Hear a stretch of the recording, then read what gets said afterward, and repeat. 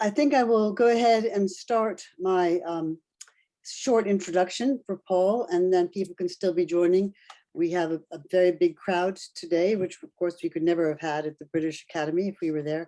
I'm Joan Porter McKeever, the Vice Chair of the British Institute for the Study of Iraq. And all of you are aware that, of course, Paul is our chairman, and our wonderful chairman at that. He's also, of course, at the Ashmolean, and he's the Jalal Hearn Curator of Ancient Near East.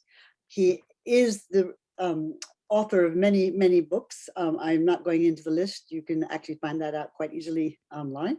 But I would like to point out a few things that in March 2021, he did indeed, the book that you see here was published. And another book that was published was a lovely, charming little book on ancient Sumer that the Ashmolean has done. And Dangoor Education has been the sponsor of this, as well as the Arabic version that's just come out. We're very lucky to have Paul, not only for his role as chair, but also with his scholarship that he brings to the British Institute for the Study of Iraq.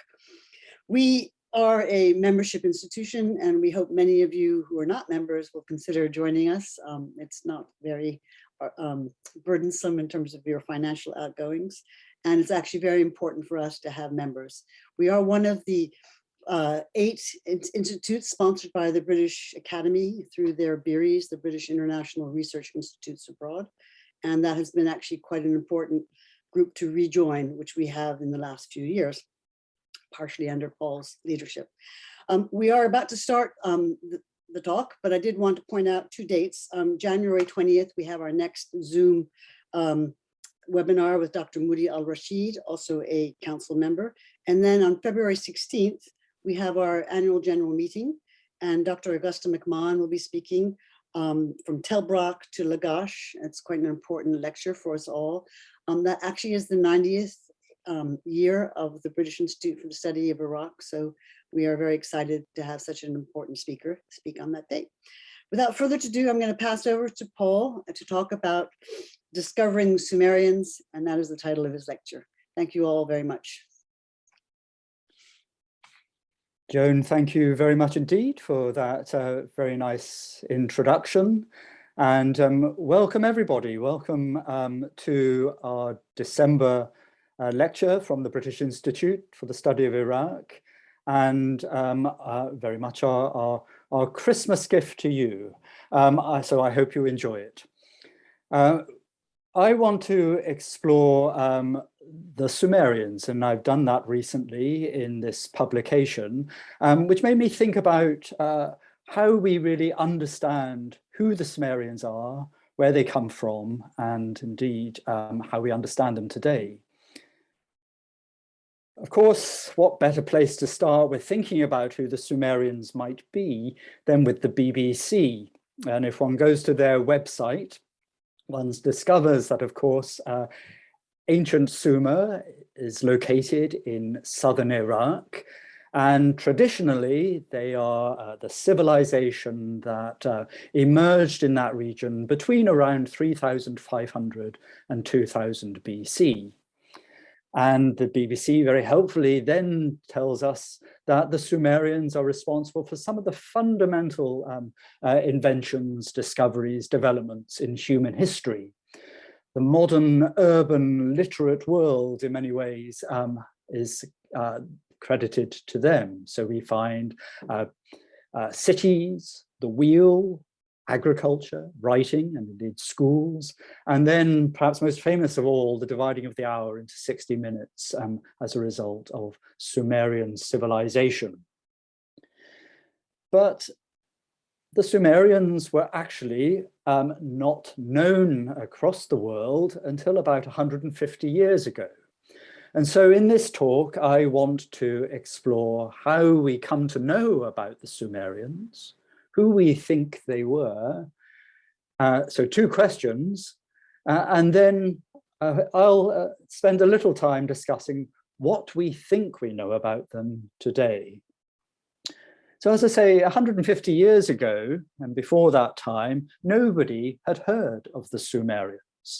We knew a lot about many of the other civilizations of ancient Iraq. The Hebrew Bible, of course, recounted tales of the Assyrians of northern Mesopotamia. And in southern Mesopotamia, there were accounts of the Tower of Babel.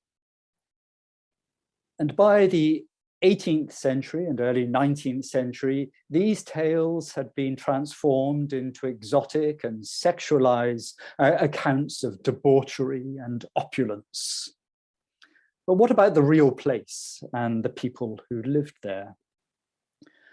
Well, the Orient, as it was known, the Far East, beyond the Eastern Mediterranean shore, and Mesopotamia, the land between the rivers Tigris and Euphrates, became of interest to the European powers in the 19th and 18th and 19th centuries, especially the empires of France and Britain, when they became engaged with the Ottoman Empire, the Turkish Ottoman Empire that controlled this region. And the empire was divided into a mosaic of provinces, with Mesopotamia divided between Mosul and Baghdad, with a southern province of Basra. A region known, of course, locally and had been since at least the 8th century in Arabic as Al-Iraq.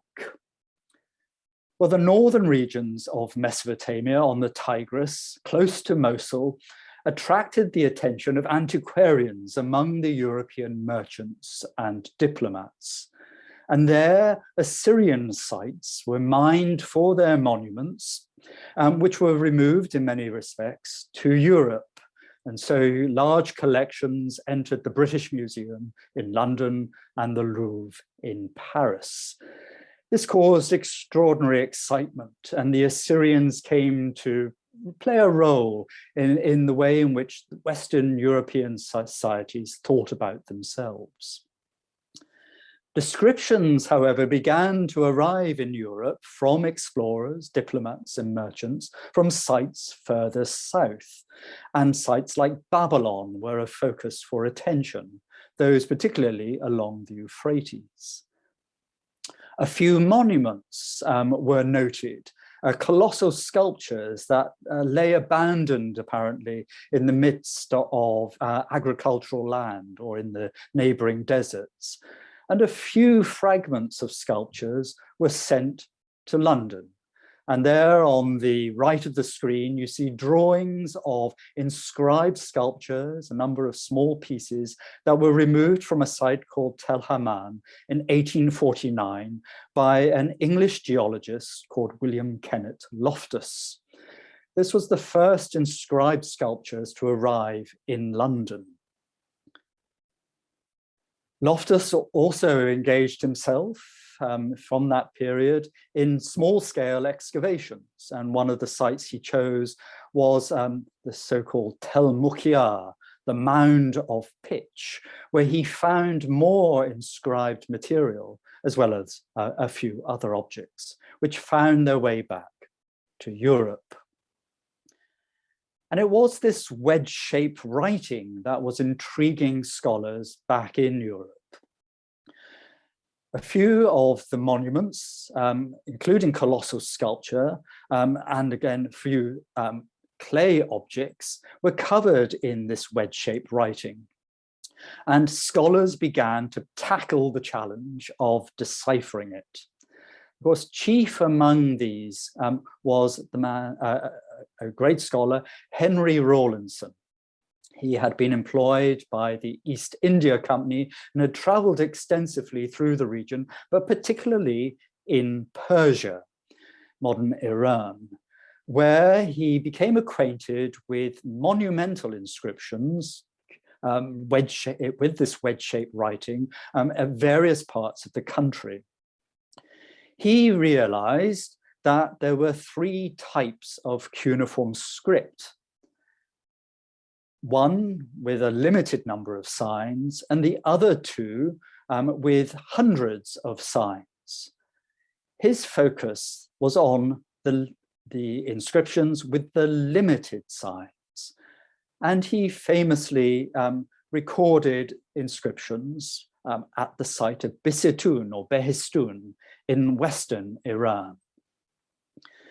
This whole story of Rawlinson's engagement with the cuneiform scripts, particularly at Besitun, has entered the literature and become incredibly romanticized. Rawlinson faced, we are told, incredible dangers in recording the inscriptions carved on this great relief, overlooking, on a cliff face overlooking a major route through the Zagros Mountains. The reality, however, was actually very different. Rawlinson did most of his escapades by using a telescope from the ground, and anyway, climbing up the Besitun reliefs is not quite as dangerous as the 1920 Reconstructed suggested, as is evident from this photograph of a family happily standing beneath the inscriptions.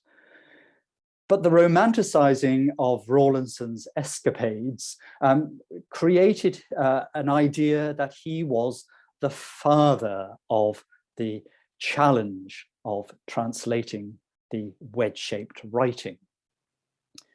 The real credit for this, however, should go to this man, the Reverend Edward Hincks, a vicar in Killilea, County Down, Ireland, a brilliant philologist, a brilliant linguist, who between his pastoral duties undertook major translation work of languages around the world. And he decided to try and tackle this wedge-shaped script that was being found at numerous sites across Mesopotamia and Iran. And it was he in 1846 that recognized that the cuneiform script, as was being recorded, was actually syllabic, that the individual wedge-shaped signs represented sound values. And you get a sense of the variety of signs and their sound values in this chart. The inscriptions from Babylonia and Assyria that were now arriving at the British Museum in their hundreds were a source of information for Hincks. And by studying some of them, he recognized that what he was reading was a Semitic language, that these wedge-shaped signs recorded a language with this a grammar similar to modern-day Hebrew and Arabic, a language we now call Akkadian. Crucially for our purposes this evening, however, it was Hincks who recognized that some of the sound values from the list of possible signs were being used in these Akkadian Semitic texts to write Semitic words. So, for example, the sound value key, that sign you see circled in red, was being used in the inscriptions that he was reading to write the word esertu in Akkadian, a shorthand effectively. Why would they be doing this? And it was Hincks who recognized that potentially the sound value key actually represented another language in which key equaled earth. This would be the language that would be the focus of our interest this evening. The language began to uncover was very different than Semitic Akkadian. And it was clear to Hincks, as he was among the first to identify, that it had a grammar which modern philologists describe as agglutinative. He was helped in this because among the thousands of cuneiform documents in the British Museum were some which included interlinear translations, between Akkadian and this new language. But what to call this new language? The man who came up with the deciding name was this man, Julius Opec, another brilliant linguist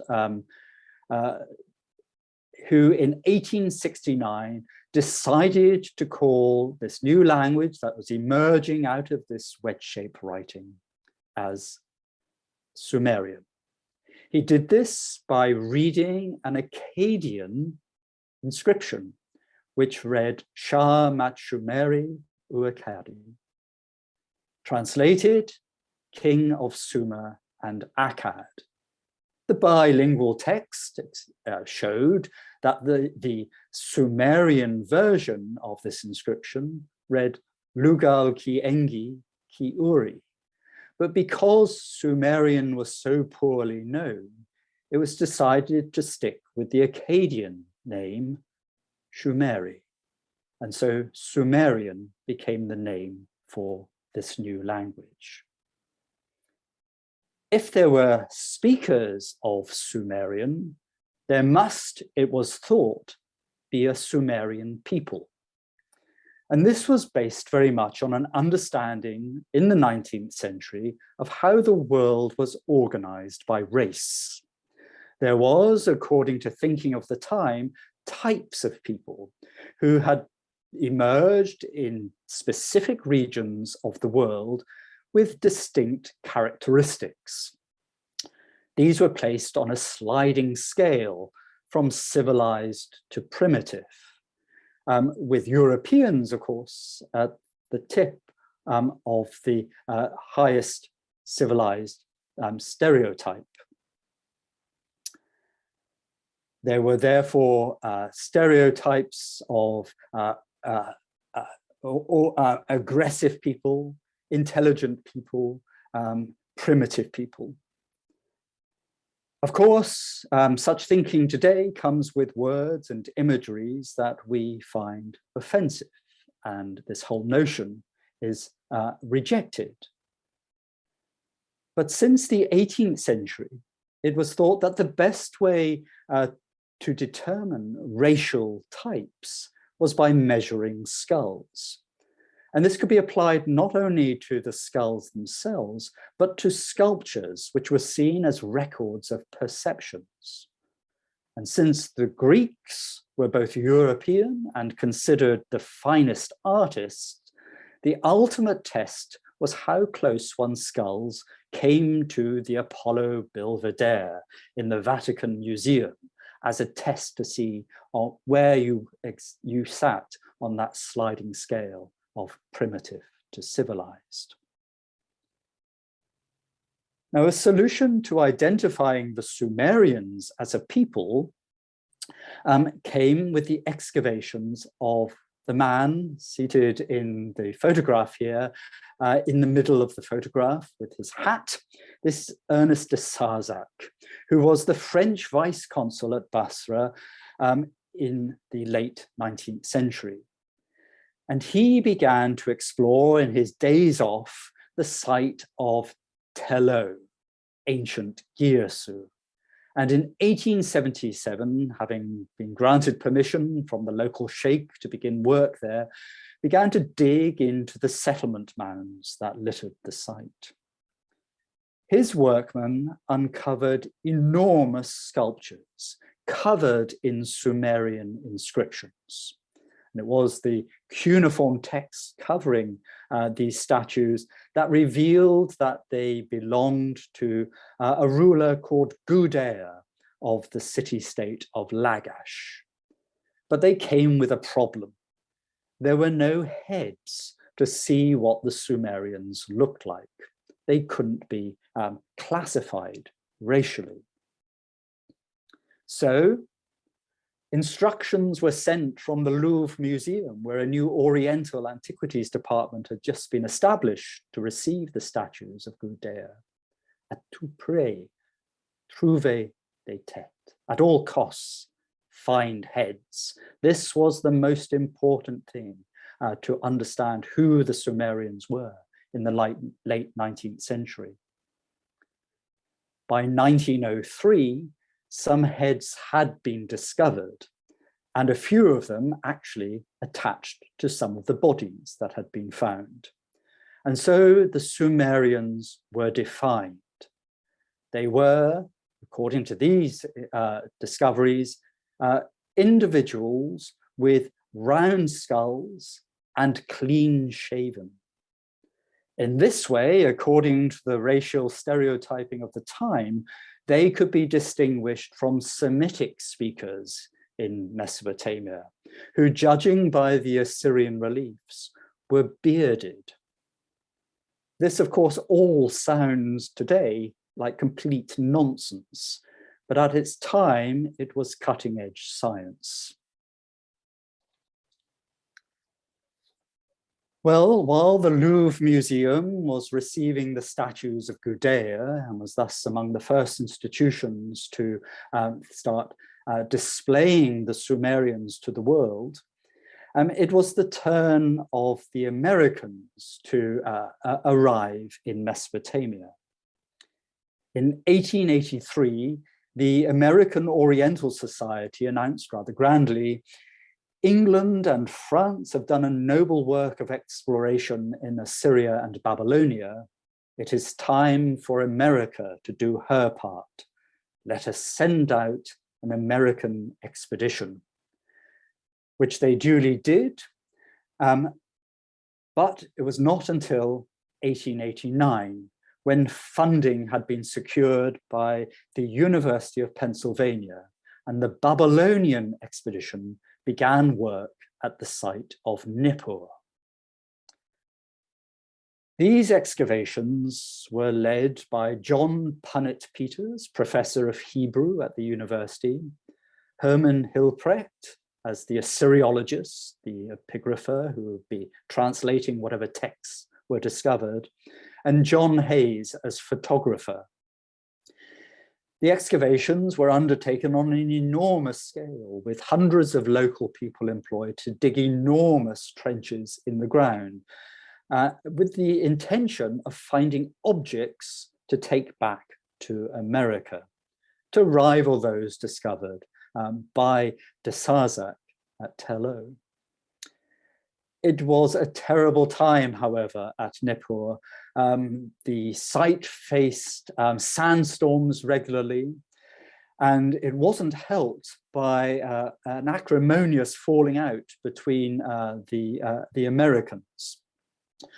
The whole expedition ended on a sour note when local tribesmen plundered the camp, setting it on fire.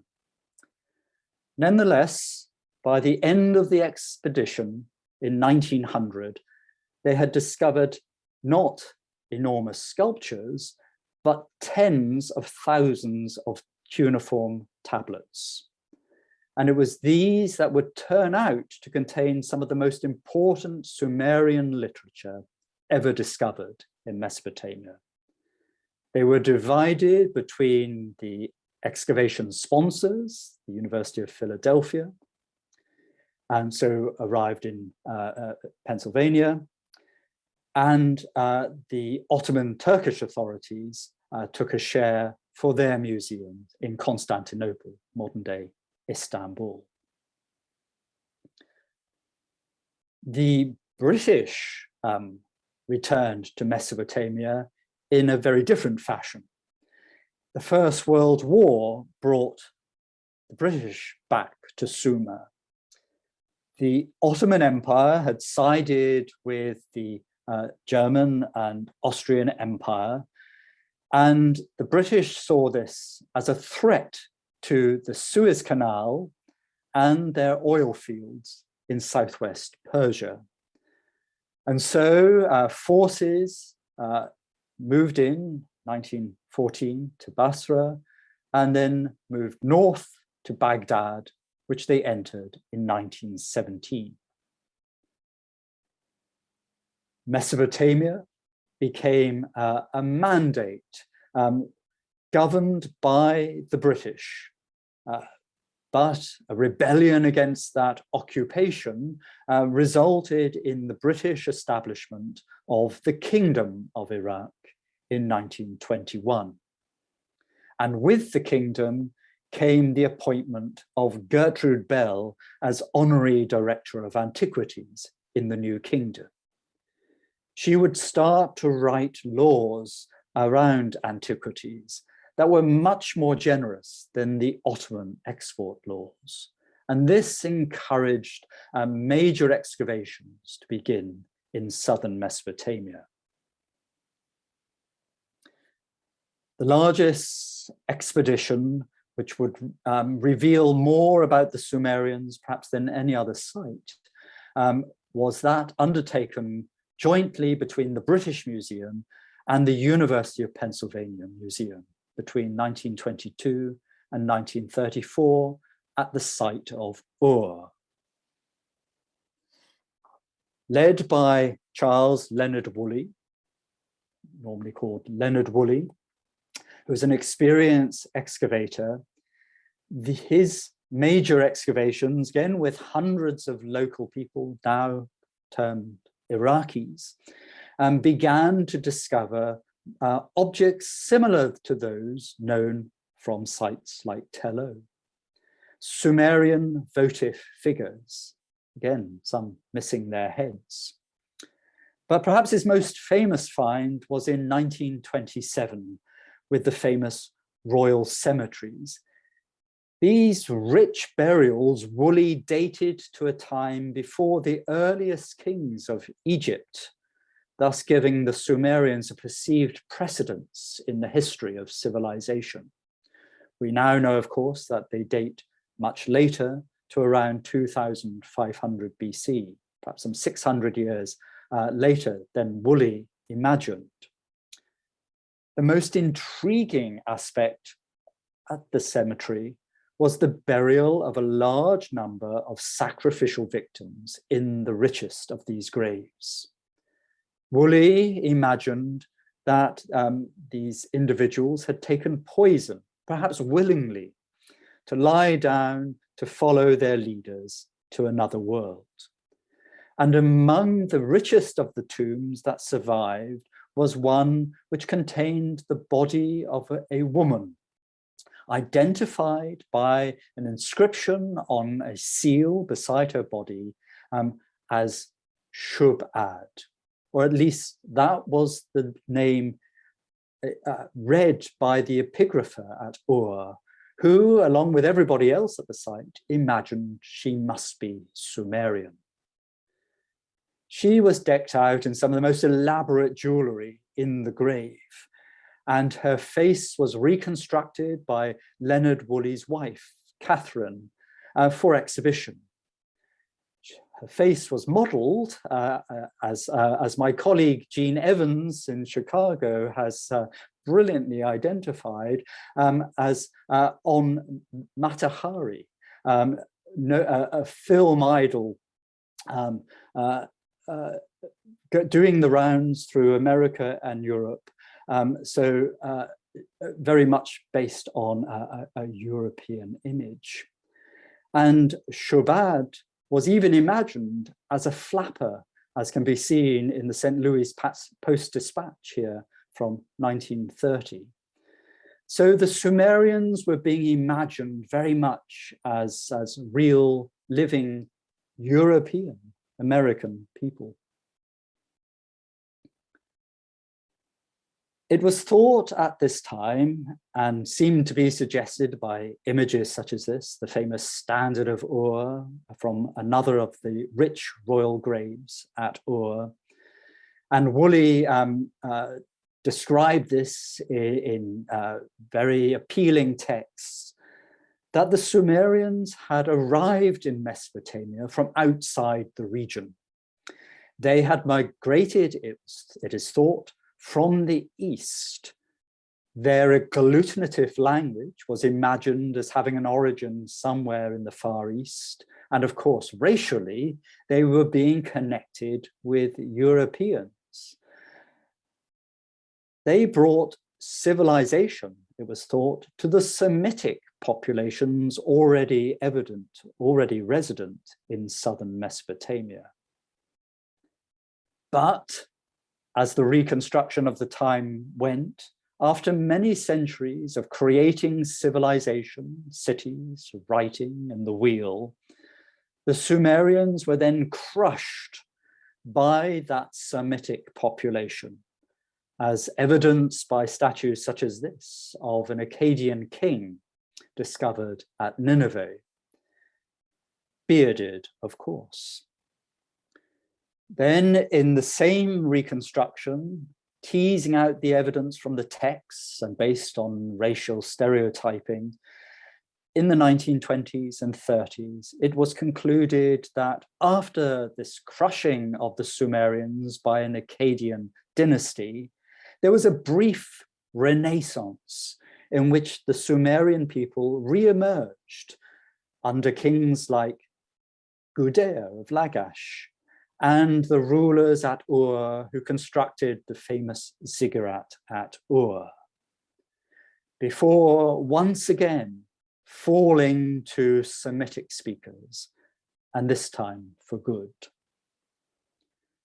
So that was the narrative that was constructed in the late 19th, early 20th century.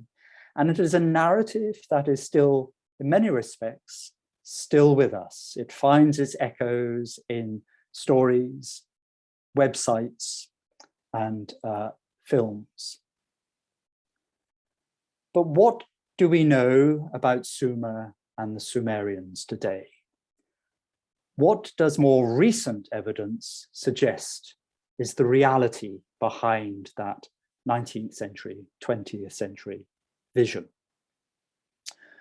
Well, we know that we can push the story of ancient Sumer, southern Iraq, much further back in time than had previously been thought.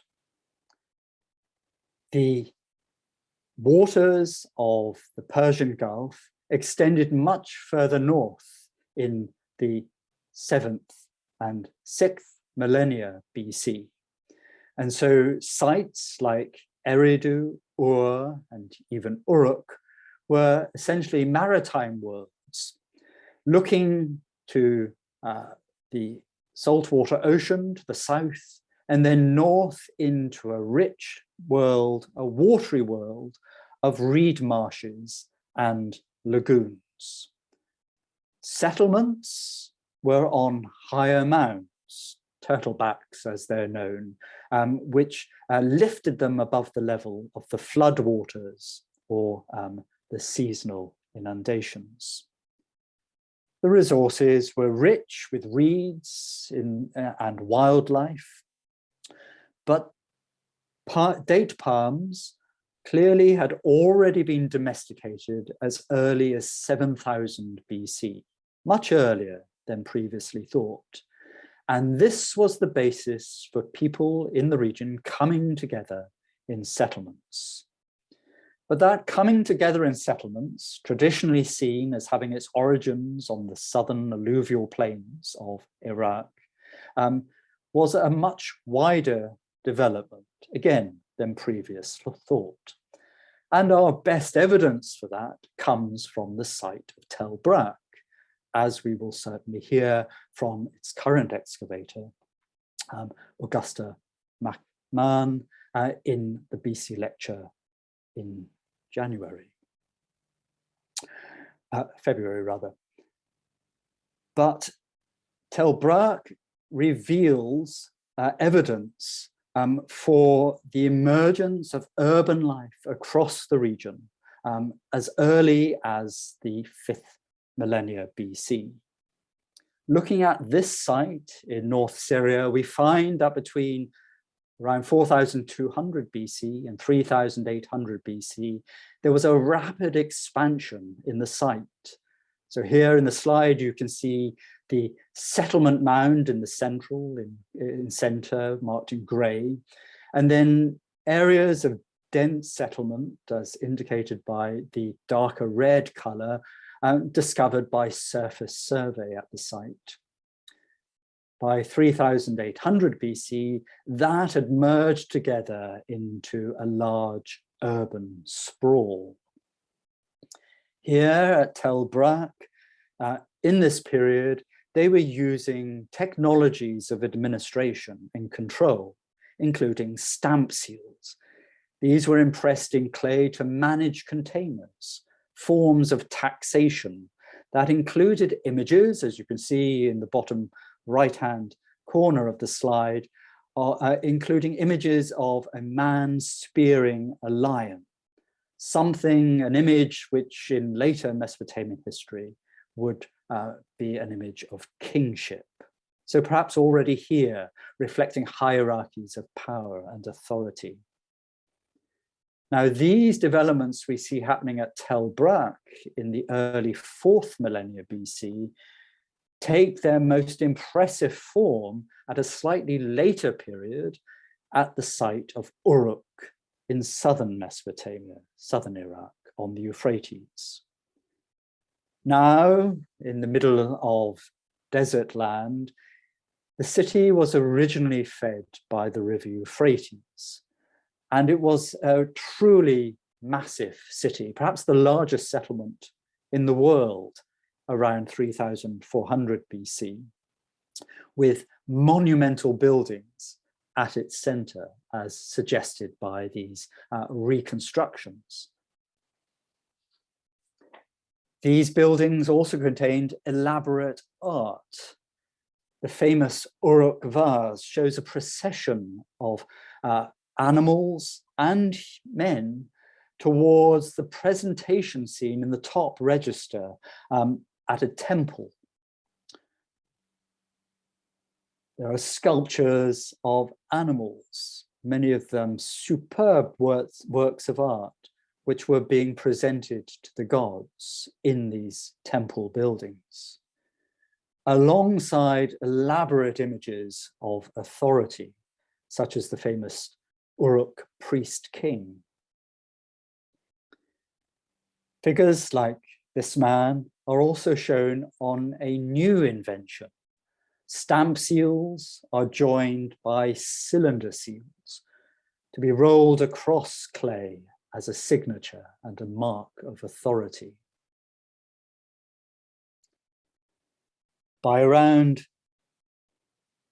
3200 BC, the administrators of these monumental buildings and the agricultural estates that were providing them with the resources of the land were beginning to record information on clay tablets. The tablets, big enough to fit in the palm of a hand, were divided into a grid with data dropped into each of the cells. Numbers and the drawings of the objects being counted, creating essentially a spreadsheet. They can't, however, be read.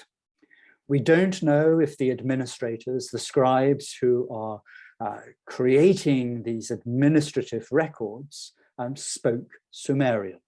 There are simply not sufficient grammatical elements in the signs to allow that to be determined. Though I think it is fair to be said that most scholars think that was probably the case. By around 2800 BC, however, the recording system that had been used for bureaucratic purposes begins to be used to express grammatical elements that are clearly Sumerian. There are clearly Sumerian-speaking scribes, or at least Sumerian scribes, or writing Sumerian. And we have a few stone monuments that record legal contracts, probably intended for deposit in a temple. And here is a very good example now in the Metropolitan Museum of Art, the stele of Ushamgal, which shows our man Ushamgal, a priest, identified by the caption written on his skirt, which you can see on the left of the screen, standing before the entrance, probably to a temple door. While covering the rest of the inscription are images of witnesses and the people involved in the legal transaction. the text recording the detail of that transaction, essentially the sale, it seems, of property.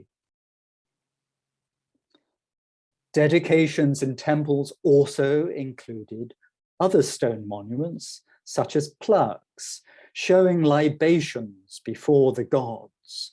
So we begin to get a sense of the religious world of Sumer. There were statues of individuals also carried into temples, some of them inscribed in Sumerian, giving us their names, titles, and the god to whom they were dedicated. And more writing, clay tablets that now record more than simply the movements of goods in and out of storerooms, but begin to record more detail of economic transactions, as well as hymns, prayers, and other information around society and life in these cities of southern Mesopotamia.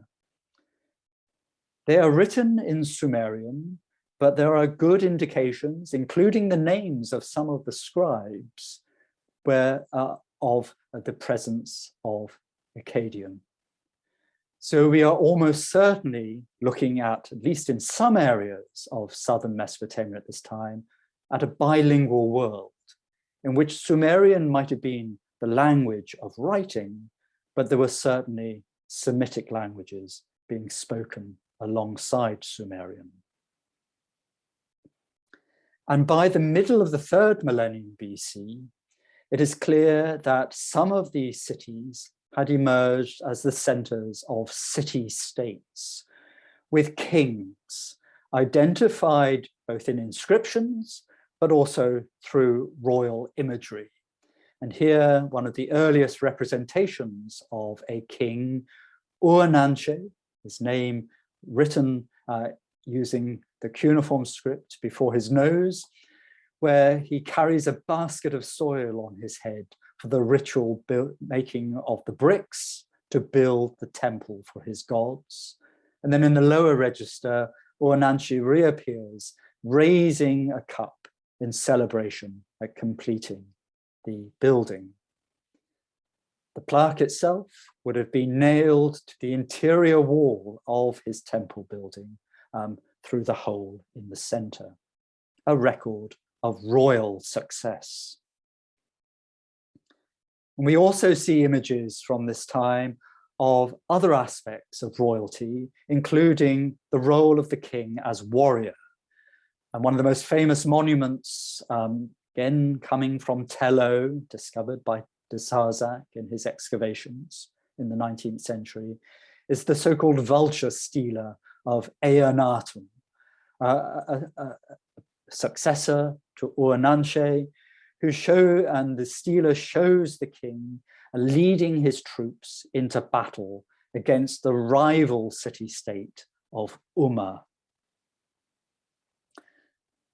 The result is that we know from these texts that Sumer, southern Mesopotamia, was divided into between 20 and 30 city-states, jostling for authority and access to agricultural land and the resources of water, as well as, of course, the control of trade with resources beyond the region. And that rich trade beyond the region is expressed most, of course, remarkably in the material in the most famous series of royal graves, that at Ur. We're back with Queen Chabad, according to Leonard Woolley, but now our better understanding of the cuneiform script and the reading of the ancient languages, it makes much more sense to read the signs you can see inscribed on the cylinder seal found beside her body, not as Chabad, but actually as Puabi or Puabum, which is Akkadian for word of the father. So if names are an indication of social identity and referencing, then Puabi turns out to be not a Sumerian queen, but an Akkadian one. And new thinking about the graves and the individuals who accompanied individuals like Puabi into the next world.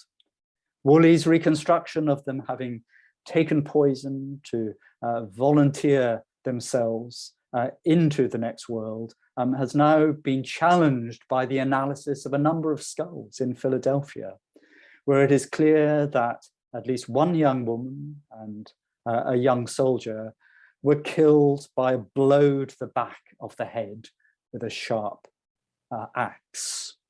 This is probably what occurred to all the individuals in the graves. So we're beginning to reconstruct a very different world than the one that Woolley had imagined in his excavations, beginning to see a much more complex, nuanced place than perhaps the simplistic racial stereotyping of the early 20th century. The idea, this is true, the idea of the Semitic crushing of a Sumerian people, because we find with the monuments of the kings of Akkad, who indeed did unify the city-states of Mesopotamia around 2300 BC, not in the sense of racial conflict, because Sumerian continues to be used in their inscriptions, although in many of the royal monuments, Akkadian begins to be introduced as well. But we need to reject the racist notions of single groups battling with each other and understand this is a very complex, bilingual, multilingual world where people's identities were shaped by their place within those societies as much as any sense of race.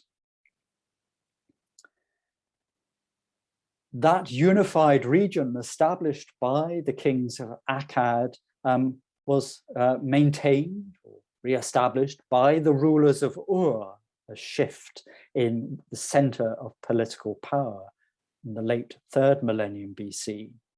And they built monuments reflecting their power and authority.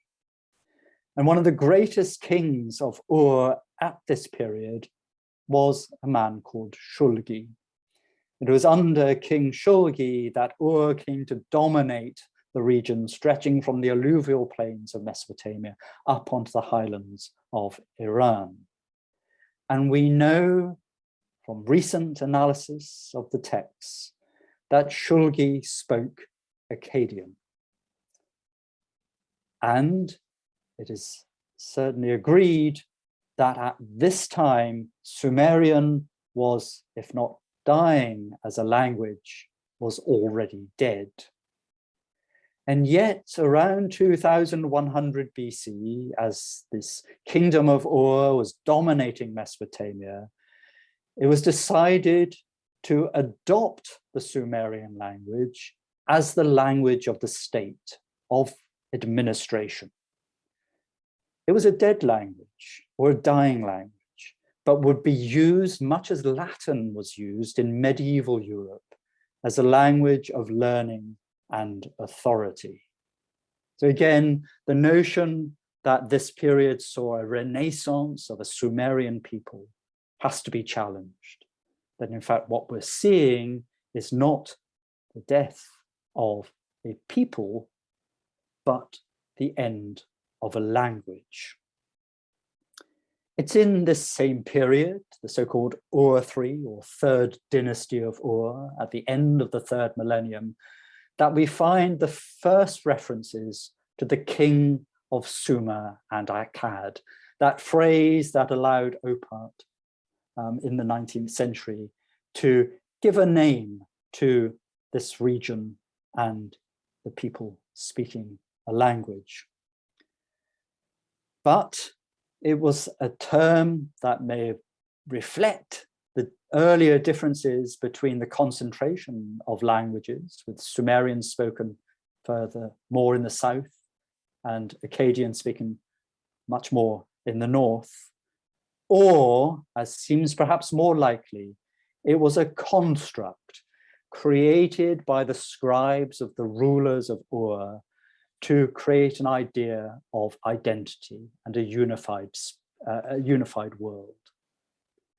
So when this document was written, the Sumerian king list, this its most famous version now in the Ashmolean Museum in Oxford around 1800 BC, when this was written, and of course many of the famous Sumerian literary creations were produced at the same time, no mother spoke to their child in Sumerian. Now it was the language of a small scribal elite who spoke Akkadian. A people hadn't disappeared, only the language. And that language would continue to be learnt by scribes for the next 2000 years, not to be spoken, but to be written. And even as late as the 7th century BC, Assyrian kings like Ashurbanipal, the great Assyrian monarchs, learnt to read and write it. His scribes composed dedications and honored him with texts that parallel those known from the time of Shulgi. So looking back to that moment in time when Sumerian came to an end as a spoken language, but when it was turned into a venerable language of literature and learning.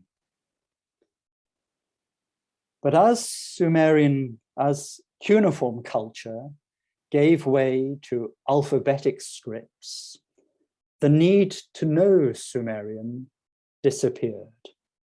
And by the first centuries of the Christian era, it had been lost. And so the discoveries of the 19th century uncovered that language once again.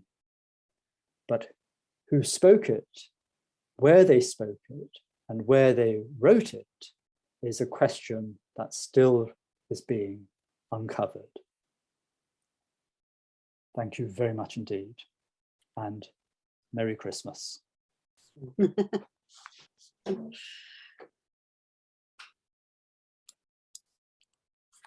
Wow, that was actually wonderful. We have quite a few questions in the Q&A, and if anybody else has questions to add, could you please put them in that way? Some of them might be more linguistic than Paul might like, but we'll see how he does. So would you elaborate, please, on the early date? Sorry, I have to go back to the front. There's one from Denise Ilgaz. Firstly, thank you. And then my question is, why the Sumerians were so important to national ideas? Because of the writing, or just only the cost of the finds that you found? Well, they were integrated into the thinking of the time. So late 19th, early 20th century, the world was constructed around this notion of race, in which ancient peoples were on a sliding scale between civilized and primitive, which paralleled people in the contemporary world, which were equally thought as between primitive and civilized. And so you were looking for a series of tick boxes which allowed you to place people along that sliding scale. And of course, Europeans were seen as the most civilized societies, with the languages they spoke, their physical characteristics, their emotional responses to the world, and so on. Whereas other people in other parts of the world were characterized in different ways along that scale. So when the Sumerians were, as it were, uncovered, they were placed onto that sliding scale. So elements of them were primitive, but because their language seemed to suggest that they belonged to, they were connected in this racial stereotyping to Europeans, and Woolley in some accounts actually imagines that their ancestors were the Neolithic barrow builders of Wessex. And other writers at the time talk about Sumerians with blue eyes. There's a real drive to situate these people who are seen as the builders of civilization in Mesopotamia as very much part of the roots of Western civilization. Of course, a form of thinking about the world which we completely reject today, but they were absolutely fundamental in thinking about how those regions that European powers, of course, were colonizing and occupying could therefore be claimed now and then. So the next question, which you might have already answered somewhat, but came in early from Majid al-Yassiri. Of the many new theories postulated about the origins of the Sumerians, and there are many, which seems more realistic to academics currently? Well, I mean, there's always been the idea that the Sumerians moved as a group from outside the region of Mesopotamia, that somehow they had migrated in, bringing these characteristics with them. But if we reject those sort of racial stereotyping and realize actually the evidence we're looking at is the linguistic evidence, then there's no reason to think that people speaking a language we call Sumerian weren't present in southern Iraq from a very early period. And indeed, this has been suggested from the 1960s by archaeologists like Joan Oates, for example, who recognized that the traditions that she was uncovering in prehistoric Mesopotamia had enormous continuity into the historic period. And there was no reason to imagine major breaks in which invasions of people swept things aside or introduced anything new. There was a sense of cultural development. And of course, at a point in time in the late 4th millennium BC, when we start to be able to read some of get a sense of the languages being written, spoken in the region, the first one that appears in the text is Sumerian. So again, that suggests a preeminence, which may not have been a reality. It just simply reflects the accident of the moment of development of a system for recording a spoken language. So again, I think perhaps the latest thinking is a recognition of the complexity of the world we're operating in, and that there's no reason to think in terms of simplistic movements of single groups of people, but a much more dynamic world in which different people are involved and contributing to change. So Anthony Rivera asks, where can Sumerian scholars and students find accessible and legible images of Sumerian text with high resolution signs and not just transactions, for example, the Sumerian Kings List, etc.? Well, there are a number of resources available online. There's, if you want to look at the actual cuneiform documents themselves, and very often with transliterations, so the transcribing of the cuneiform signs into Roman characters, Latin characters, then you Google CDLI, which is the Cuneiform Digital Library Initiative. And this is an extraordinary resource which is photographing in extremely high resolution all the cuneiform documents in collections around the world. And they've already got thousands and thousands online. So that will allow you access to the ancient documents themselves. To see translations of many of these important inscriptions, you need to look at another site with the acronym ORAC, and ORACC, and there you will find a whole series of projects and websites where you can explore different aspects of ancient Mesopotamia, but you will find translations of Assyrian, Babylonian, and Sumerian texts. Guillermo Algazi asks, could you elaborate, please, on the early date for the domestication of the palm tree? Yeah, this is work that came out a couple of years ago. Mark Alterwheel at UCL, among a number of other archaeologists, has published this. There's a nice accessible article in the Ancient Near East journal, and it's available online, but there's also a more detailed article in the journal Iraq, where the analysis of a whole range of agricultural projects has been shown to have its origins much earlier than previously thought. And there does seem to be good evidence, according to this work, of date palm cultivation in the area of Uruk as early as the late 8th, early 7th millennia BC. For those who don't know, the journal Iraq is the journal of the British Institute for the Study of Iraq, and it was originally started in the early 1930s, so it's still going strong.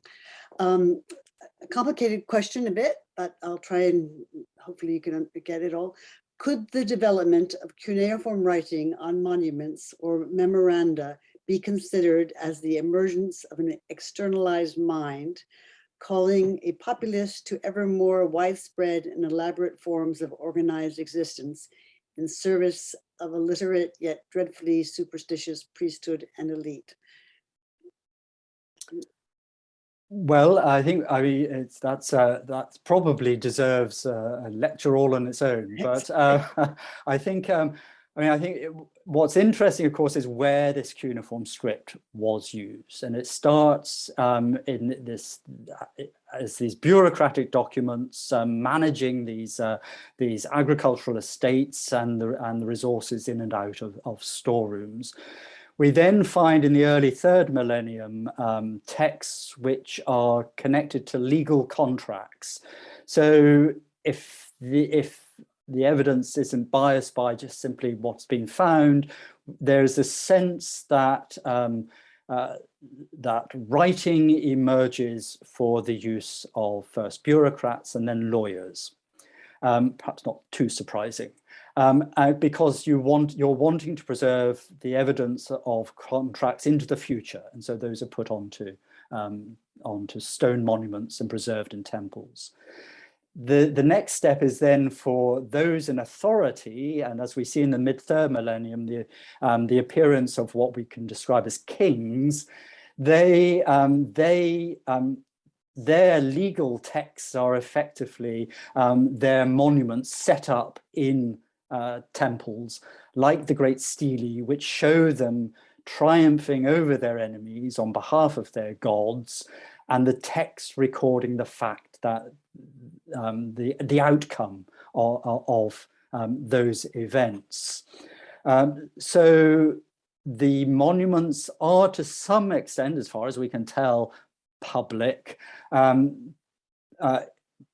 but again, who exactly had access to them is unclear, and having got access to them, how many people could actually read them is also unclear. And it may well be less about people reading the monuments and more about a statement for eternity as a record for the future, rather than monuments that people can inspect and read. But again, as I say, that opens up a whole range of conversations, which could be the subject of probably several lectures. So Stephen Kangas asked, what is the difference between the shaved and the unshaved male figure? Well, that's a very good question, and you know, the simplistic idea of the late 19th century that beards represented Semitic speakers and shaved statues represented Sumerian speakers, of course, we can completely reject, because there are statues, bearded statues with Sumerian inscriptions and vice versa. It may well be connected to religious ritual activities. So, you know, the shaving as a ritual exercise. There may be an element of fashion. Certainly we see in figures of females very elaborate hairstyles, and that may be again related to specific moments in time or specific institutions. So there isn't an easy answer, and it's probably no easier to answer than asking the same question for modern people, why I'm shaved and others not. A whole range of social and other reasons among choices. Fashion. Possibly. Is there any reason the heads were missing from sculptures or a result of particular damage? This is from Julia Ryan. So again, a very interesting question, because of course many of these statues were discovered in the 19th century without heads, but this seems to be the loss of heads has probably happened in antiquity, and it possibly to be tied to the fact that these statues were imagined to have lives of their own. They contained an essence of the individual they represented. So if you made a statue or a relief of a king, in a sense, they retained a presence of that individual or their office through the image. And so one way of destroying that power, that authority, was to decapitate the statue. And we see that sort of action very clearly on the Assyrian reliefs at Nimrud and Nineveh, where many of them were defaced or mutilated when the Assyrian Empire fell, because they were believed to hold this power within them. You needed to not only destroy the actual rulers, the living rulers, but you needed to destroy the images that were designed to maintain that power into the future. So you defaced and mutilated them. Quite when this happened with the statues of Gudea, of course, we don't know, but they were almost certainly, they had lost their heads probably by the time that they seem to have been curated under Greek rulers in the centuries following the invasion and control by Alexander the Great. So there seems to be sort of a Mesopotamian practice to destroy the power of art, effectively. Thank you. So Angie DeLong says, I'm confused. I thought Akkadian was used as the international language of diplomacy. Well, it certainly became that in the second millennium BC. But of course, that was a living language. So it was a language that most famously, of course, in the Amarna letters and so on, this became the language of diplomacy. But Sumerian was written by the scribes in the temples as a language of literature and learning. and it was a language that evoked a sort of venerable past and connections with the divine world. So you have them operating together, and of course the system of writing allowed you to actually sort of merge Akkadian and Sumerian together, and as I suggested, as Hinks identified, that Sumerian word key could be used by an Akkadian writing scribe to refer to Esertu, but they mean the same thing. So this really wonderfully flexible merging of two different languages, but as within the scribal tradition. But certainly Akkadian is in the second millennium and onwards is the language of diplomacy. So I missed somebody's first question, which was, what do you think about the origins of Sumerian words Iridu, Buranam, and Ungur? I think Sumerian or pre-Sumerian. Thank you. Right.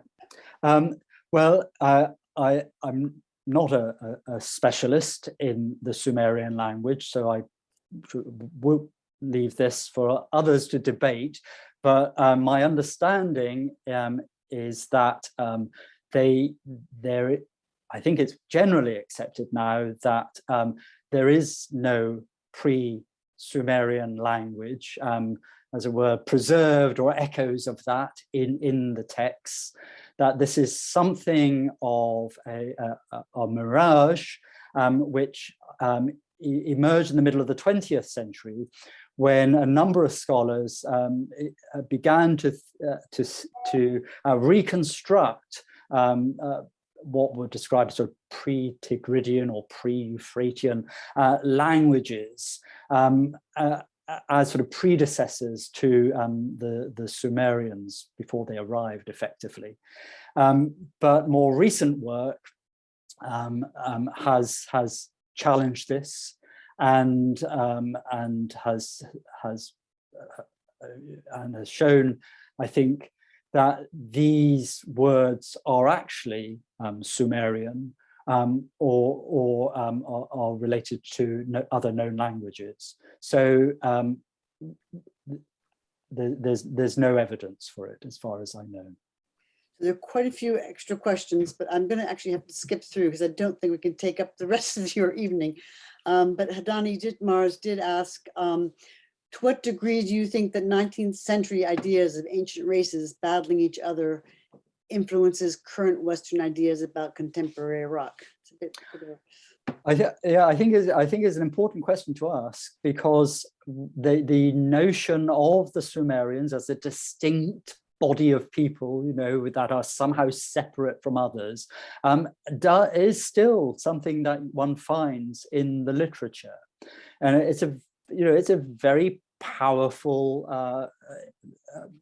vision, which comes with this idea of civilization and the origins of writing, and I think it does come with the danger of thinking about people in those simplistic terms, rather than thinking about the modern pluralistic, exciting world that we know places like modern Iraq are.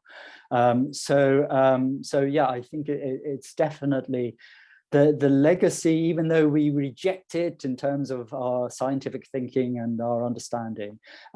It still has a presence which we should be wary of, for sure.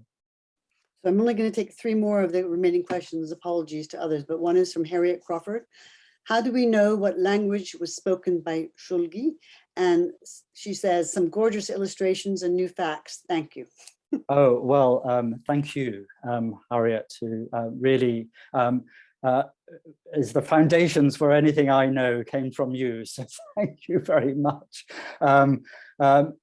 This is the work of the scholar Rubio, who has been analyzing the largely Sumerian texts to think about them in terms of the fossilization of the language. And it's his analysis which pushes it towards our understanding that Shulgi is actually an Akkadian speaker. But I will share with you the references because again, not being a specialist in the ancient languages, and I couldn't go into the detail here. So there are a couple of questions related to Gilgamesh and its Sumerian origins, but I think that might be for another lecture, unless you want to say anything about it. But well, very quickly, that of course our earliest text for Gilgamesh, or Bilgamesh, as he's known in Sumerian, come out of the Ur-3 period, so the late 3rd millennium, that time when we see Ur dominating the region. And they seem to be stories that are focused around the royal court. And the king's relationships to the ancient city of Uruk, and the sense of kingship. And Gilgamesh then enters the scribal school curriculum and becomes an integral part of what it is to think about the past in Mesopotamia. so apologies to those whose questions we are not answering. Paul might be able to glance through them later on if there's anything he feels compelled to. There are two people to thank. Paul, obviously, as our speaker, and we should all thank him particularly because this is the end of his term at university. And I have to say that he's an incredibly busy man, and giving his time truly is a Christmas or festive gift to us all. And behind the scenes, we'd really like to also thank Ali Khader, who is the person who keeps these talks going. Without him, it would be impossible for us to run these things. All of our talks, there were some questions whether our talks are recorded. This is recorded and it is on the BISI website. And you look under past events and you can find the recordings of the Zoom calls, the Zoom talks, but also some of our other original talks you can get audio recordings of as well. I'd like to thank you all for attending. We had, about 140 people on, which is amazing. And many of you are still on, which is even more amazing. And thank you all. Paul and I and everybody at BISI wishes you the best for the holidays, and see you in January and February. Okay, thank you very much.